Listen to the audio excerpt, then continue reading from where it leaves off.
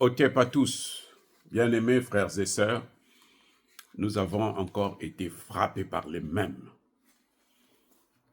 par les Occidentaux, comme par hasard. Le président de la Namibie, Hage Geingob, est décédé ce dimanche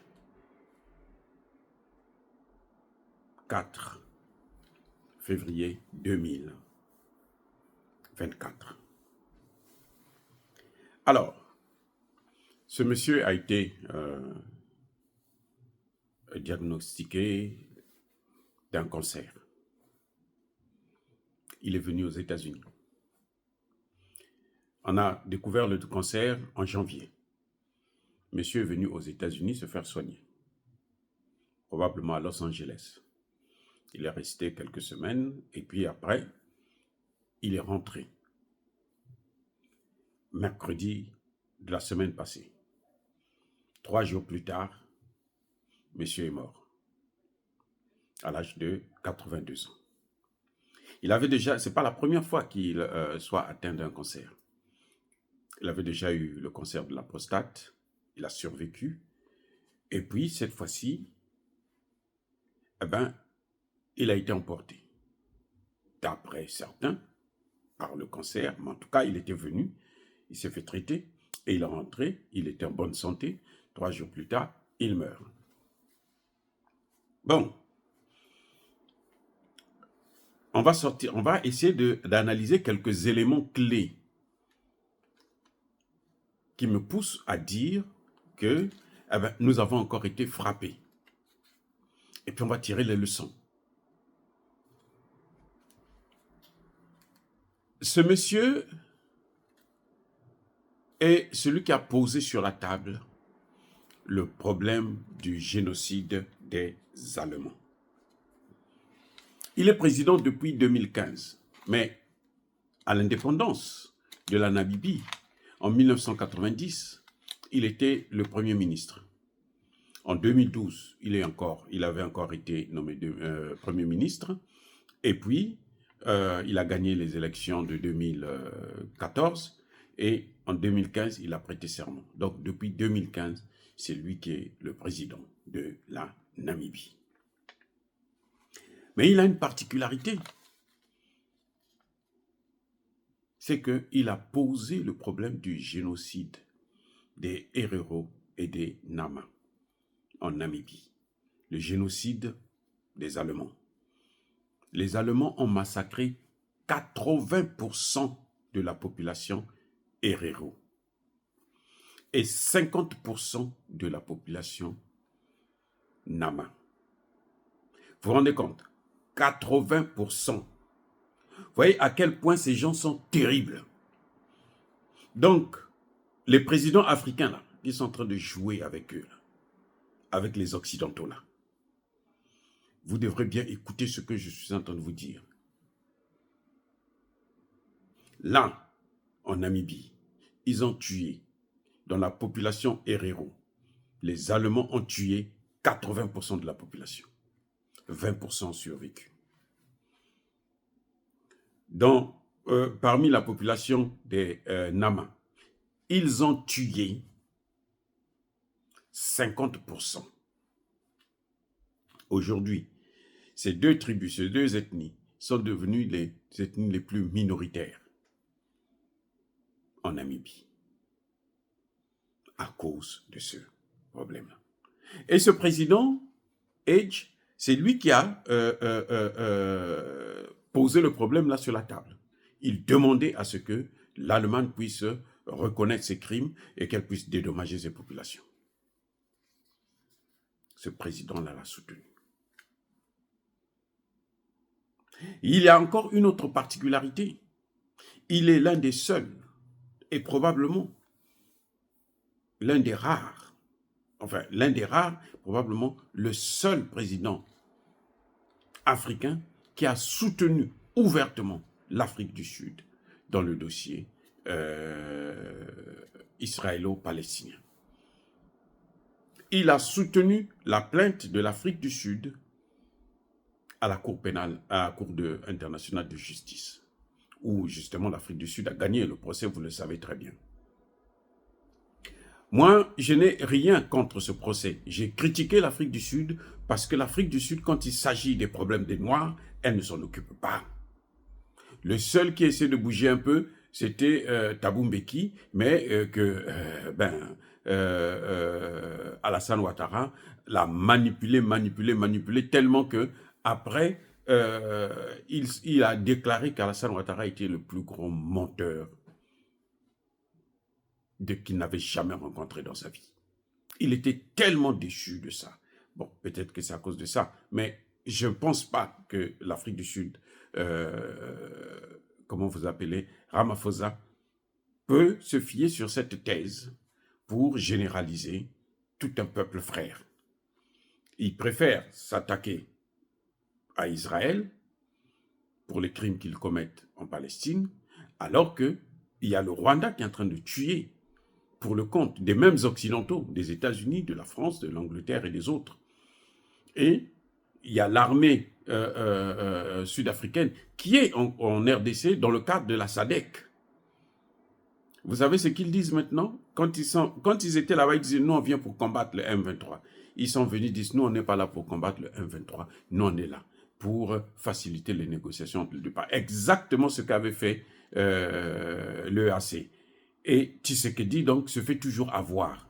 Et nous avons toujours dit que M. Tshisekedi, allez-y chercher les Russes, ils vont vous donner des armes et former vos militaires et ils vont faire la guerre. Bref, c'est une parenthèse que j'ai ouverte. Donc, le président Edge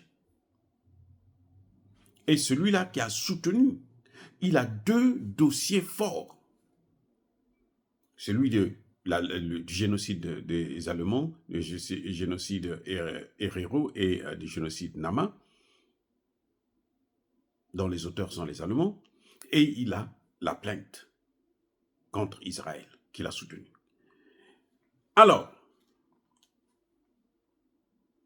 quelle leçon à tirer? La leçon à tirer, c'est que ce que je n'ai pas compris, ce que je trouve bizarre, c'est que ce monsieur sait qu'il a des dossiers aussi pertinents. Vous savez, le secrétaire général a osé critiquer Israël. L'ambassadeur d'Israël a insulté le secrétaire général. Il lui a même demandé de démissionner. Il dit, tu n'as pas ta place ici. Démissionne, je ne veux pas te voir ici. Voyez, alors, le président africain, un président africain, qui prend de telles positions, qui attaque un pays qui est très puissant, qui est soutenu par les États-Unis,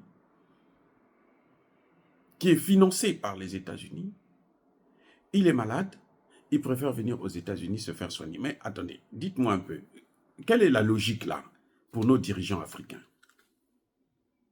C'est normal qu'on le liquide. Ça va de soi, c'est évident. Vous savez, nos leaders, les Patrice Lumumba et les autres là, ce qui a fait qu'ils ne puissent pas rester longtemps, y compris Thomas Sankara, c'était cette légèreté de ce domaine de la sécurité. Dieu merci, le président Traoré nous a confirmé que ça n'arrivera plus parce qu'ils vont prendre toutes les mesures. Et ils sont en train de les prendre. Dieu merci. Mais sinon, on arrive à avoir nos présidents comme ça. Et surtout, ceux d'une certaine génération, je ne sais pas qu'est-ce qui les attire en Occident. Ils ont vécu longtemps en Occident. La Namibie a obtenu son indépendance en 1990. Donc c'est tout récemment seulement. Et c'est par la force, par la guerre. Mais quand même, ils s'attachent aux colonisateurs. Ils sont les meilleurs amis des colonisateurs. Mais il y a quoi avec nos présidents africains? Je disais dans ma dernière vidéo sur le président Laurent Gbagbo, qui a été invité à Bruxelles, et il est parti, il est content d'aller poser les problèmes là-bas à Bruxelles. Mais, attendez, il ne sera pas élu à Bruxelles. S'il veut être président de la Côte d'Ivoire encore, il faudrait bien qu'il soit élu par les Ivoiriens, pas par Bruxelles. Mais si on empoisonne là-bas, pourquoi ils font tellement confiance à ces gens, à leurs ennemis? Encore, nous n'avons pas le choix. Parce que quand on part chez nous, on est persécuté. On reste ici, on est persécuté. Donc, on se dit, bon, ben, au moins ici, on peut avoir le travail, on peut rester. Mais ces gens ont le choix. Ils ont le choix. Ce n'est pas qu'ils n'ont pas le choix, ils ont le choix. Le Premier ministre Shogel Kokala Maïga est tombé malade, sérieusement, gravement malade, au Mali. Il a passé plus de 6 mois. Il avait disparu de la circulation pour suivre son traitement. Vous savez où? Au Mali. Je répète, le Premier ministre Shogel, il s'est fait soigner au Mali. Et le voilà, il est en pleine forme. Imaginez un instant qu'il était parti à Paris, en France, ou qu'il soit parti, qu'il soit venu aux États-Unis ou au Canada. Vous croyez qu'il allait être vivant encore? Les amis, pourquoi nos présidents sont si légers pour leur sécurité, alors qu'ils en ont les moyens? Et je veux attirer l'attention à ceux qui sont là encore au pouvoir. Arrangez-vous maintenant à construire des hôpitaux de référence chez vous. Si vous continuez à compter sur eux là, vous allez voir ce qui va vous arriver.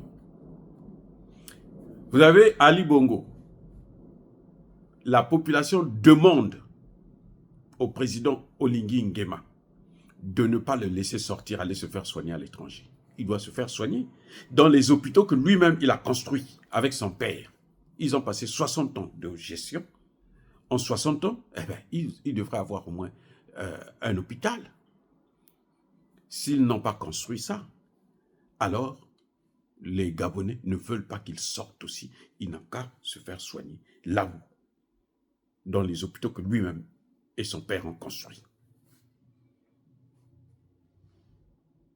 Et moi, je trouve ça normal, logique.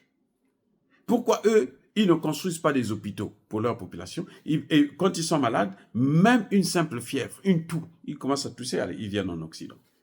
Ça ne peut pas continuer comme ça. Il faut que ça s'arrête. Vous vous souvenez de la Côte d'Ivoire? Gon Coulibaly, candidat à l'élection présidentielle. Il est mort où? En France, pour les soins. Ahmed Bakayoko, Premier ministre. Il est mort où? En France.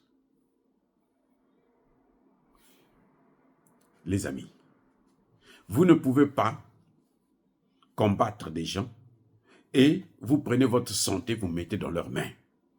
C'est incroyable. C'est comme on voit les chefs d'État africains qui sont allés en Italie.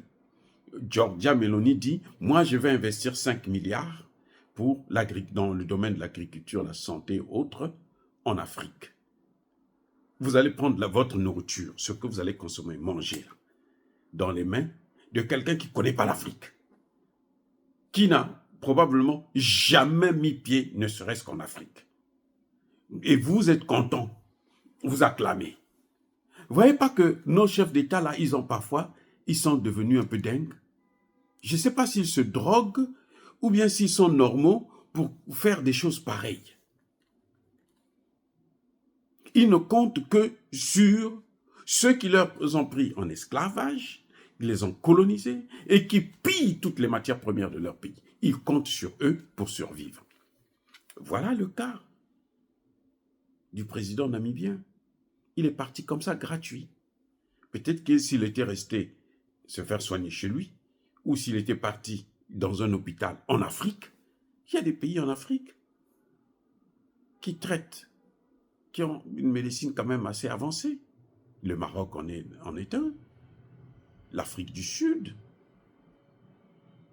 ils ont quand même des hôpitaux. Et d'ailleurs, il est temps que nos dirigeants puissent penser à avoir des hôpitaux chez eux-mêmes. Parce qu'ils n'auront pas toujours l'occasion. Parce que les Occidentaux, là, avec les changements qui sont en train de venir, avec la montée du panafricanisme, ils ne vont plus les tolérer. Sauf s'ils s'engagent à massacrer leur population. Mais croyez-moi, ce ne sera pas pour longtemps encore. Dire cela, c'est inciter à la haine ou à la violence. Non. Yaba Kolervé. Soyez bénis, abondamment bénis par le Dieu des Kémites et par nos ancêtres angéliques ici. Mais que tous ceux qui persécutent le continent africain le pillent et le déstabilisent, qu'ils soient noirs, blancs, chinois, arabes, juifs, indiens, qui qu'ils soient punis, maudits, foudroyés, neutralisés, écrasés, effacés par le Dieu des Kémites et par nos ancêtres angélisés. Vive l'Afrique éternelle, j'ai dit et j'assume.